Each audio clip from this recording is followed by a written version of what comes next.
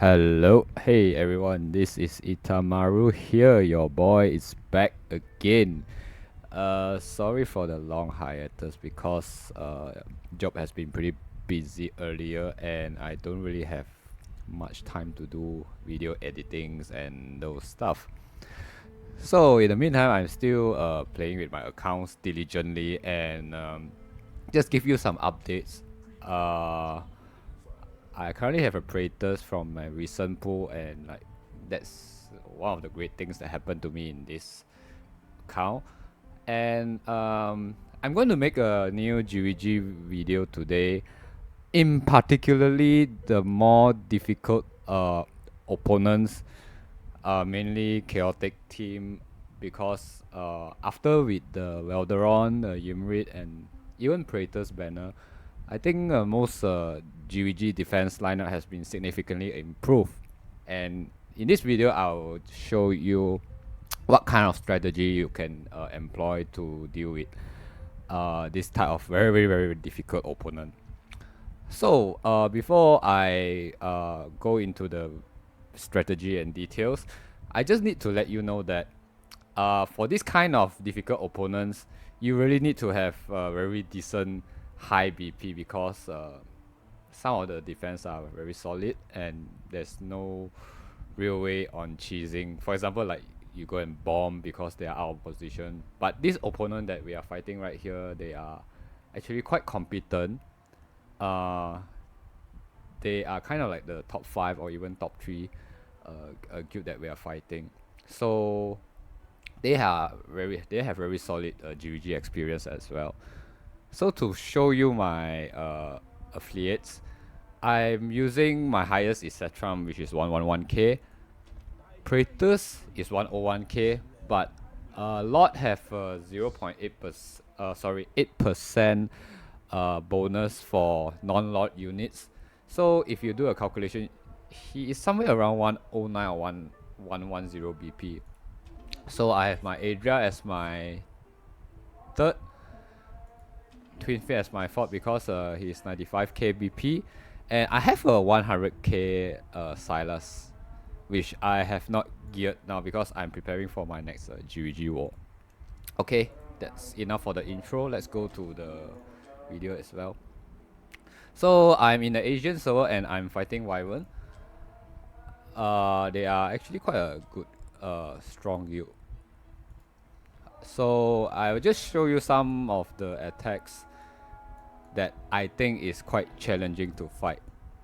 Although it might look very easy for me to win, but I have actually tested with my guildmates numerous times, dummy practice, before I actually went into the attack.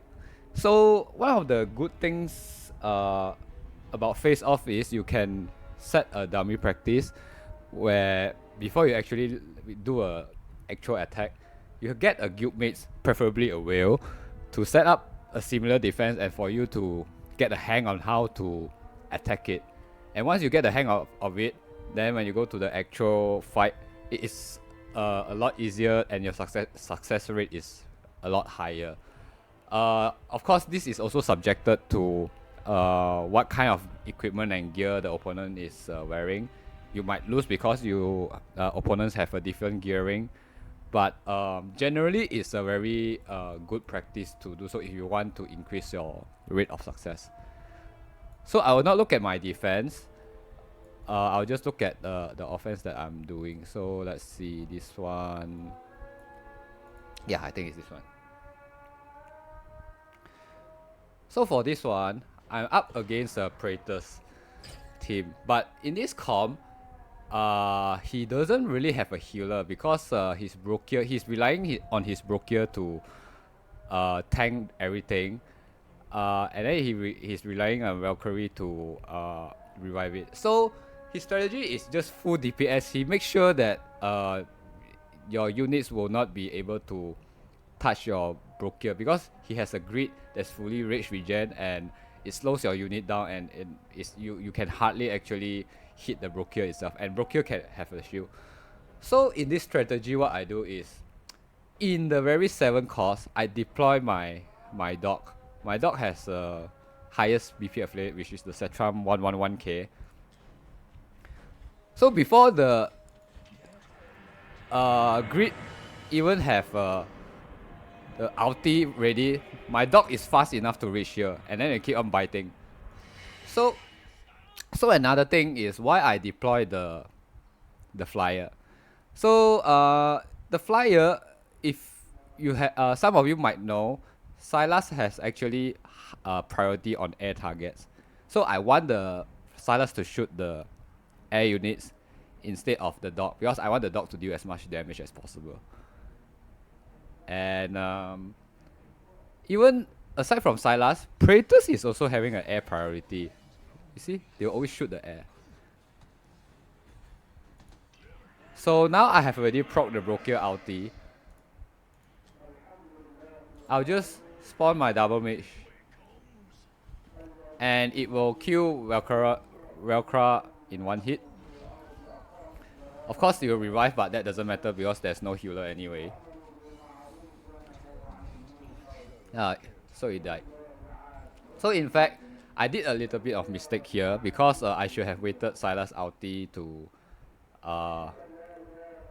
finish, then only I summon a lightning guard. But at this point of time, I still have a lot more units, and my wins are quite secure.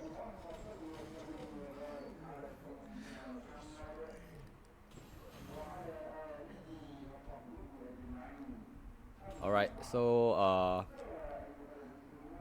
this one is done. I'll go for my next one.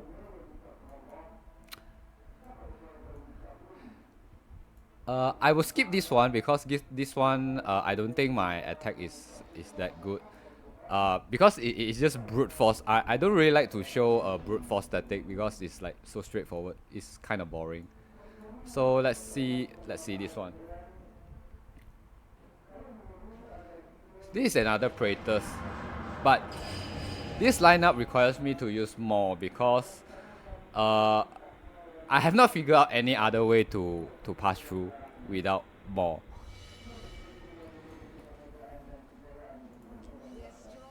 So it has pretty good ground defense because of I, and Praetus is very painful. His Praetor is A4 if I'm not mistaken.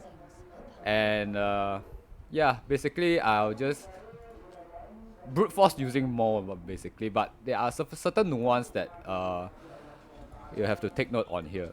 So at first, I summon my fool. We call him Grandpa or Gandalf, because the fool is kind of like very insulting to him. So this Grandpa, I will summon him walk until here. Then only I summon more because if you summon more first and you summon the Grandpa, the Grandpa will buff the more at this area, and then it will just stuck there. And then when the Maw is at the Brochure area, the Grandpa will still stuck at a very far place. So it won't continue the buff with Maw until like a lot later, then only it start moving. And by the time, if that's the case, the Praetus will just kill off the Maw already. So I have to summon the Grandpa at the middle path here. Then only I summon the Maw. Right. So in this case, she will be more closer distance to give the buff. So I'm summoning another flyer because I want to distract Praetus from hitting more to give you a little bit more HP. So Praetus, it will tank like 2 hits from Praetus, which is quite huge in my opinion, which later I'll explain why. And then I summon 2 lightning guards. So the reason I summon 2 lightning guards is because I want the Brochure dead before the next the next ulti coming. And because Praetus got air priority, it will hit the lightning guard first. So my Maw is safe. As you can see, my Maw is having a very little HP. So previously, as I summoned the flyer to distract the Praetus attacking the Maw, it's helping me for my Maw to survive. So the rare flyers are actually very good at this.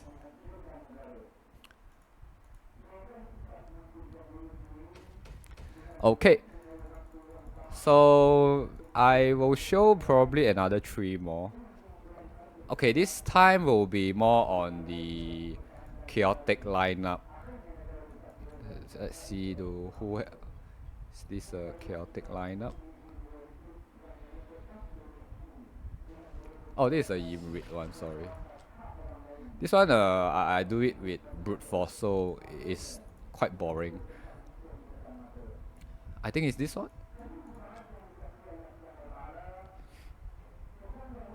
Yeah, for this one, they have Valdoran and Saga, which is quite painful.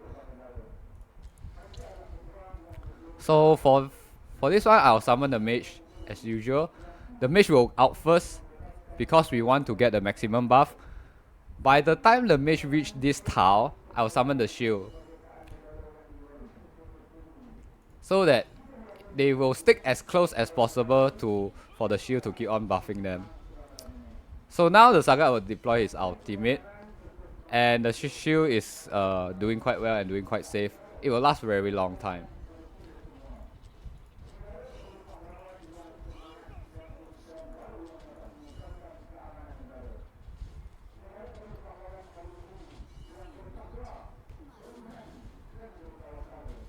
So at this point, when you have 2 grandpas that's shielding this 2 unit, you are pretty much safe. Alright, Brokir has this unyielding, but that doesn't really matter. Because your Maul is gonna survive the entire fight, even the Saga ulti. It's not doing much damage to the shield guy. And now I have killed Theowin, which actually doesn't really matter much. So I'll summon my X-Dude to just finish off Brokir, finish off Valderon, and that's it. You kind of need a bit high BP for the shield guy to sustain, because like, let's be honest, you're dealing with a chaotic team with Saga, with Valderon. You cannot just cheese with like 90 over K BP with this. It's kind of unrealistic. Yeah. So next I'm going to show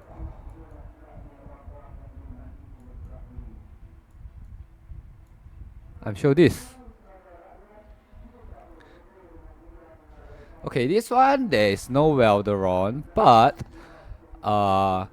it has a Carnelian, which is quite annoying to deal with. So when the opponent has Ajax and Hatsut, it doesn't really have much single target DPS. So I'll just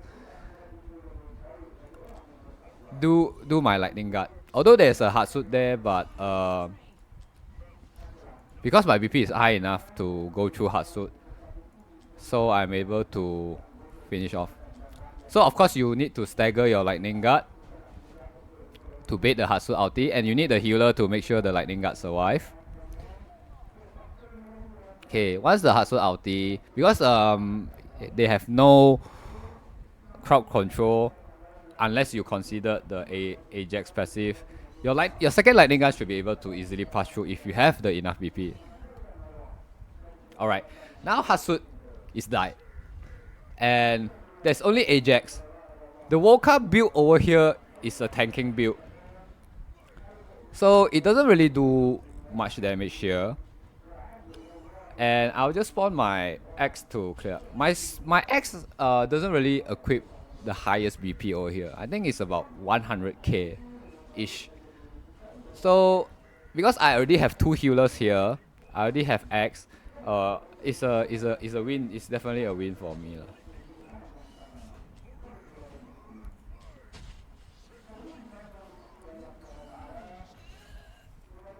Alright.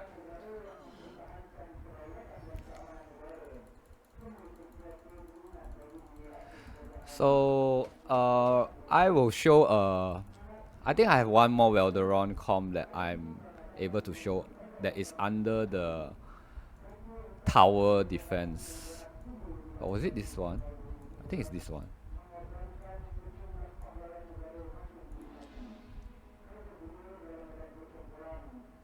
Oops, sorry.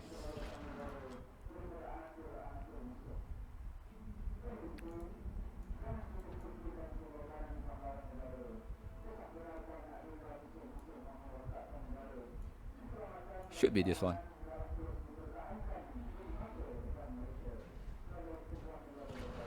Yeah, same tactic because he put his hard suit in this place. Uh, I'm able to capitalize the lightning guard. In fact, the hard suit that is under the Velderon composition is a lot easier to attack because there's no nightmare buff from, for example, like Torodor. So I can just pretty much do whatever I need with my lightning guard. You see, the attack is not that high.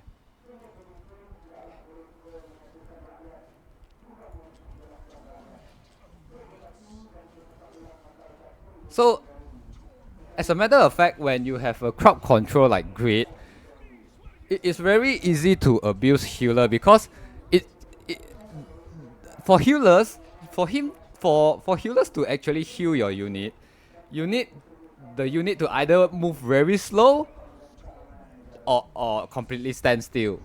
If the unit is going very fast, healer usually is unable to do its job properly. But when you have grid that has crowd CC and making it so slow, right? So your healer can actually heal more HP percentage. Like I did not expect my lightning guard, the first lightning guard to survive, but because of the healers, right, it just survived. So because the grid is doesn't really have much magic damage and is actually on a rage regen build, my other flyers can just easily pass through.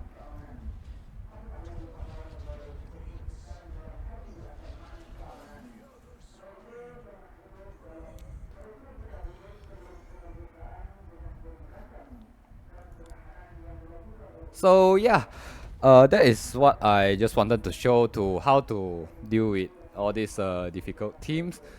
There are probably a lot more composition that a lot more unique defense that your opponents might have that I couldn't cover like a lot.